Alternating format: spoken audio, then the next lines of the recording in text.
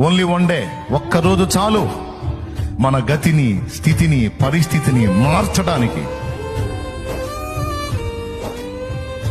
ప్రతి ఉషోదయం, ప్రతి శుభోదయం ఆ ఆశని, ఆ విశ్వాసాన్ని, ఆ నిరీక్షణని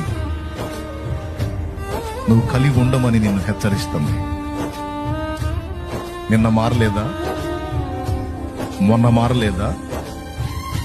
ఈరోజు కూడా మారలేదా? అట్లయితే రేపు ఉంది, ఎల్లుండి, ఆ తర్వాతి రోజు ఉంది. సింపుల్ గా ఒక మాటలో చెప్పాలంటే, నీ విషయమై దేవుడు ఖచ్చితంగా జోక్యం చేసుకునే ఒక రోజు ఉంది.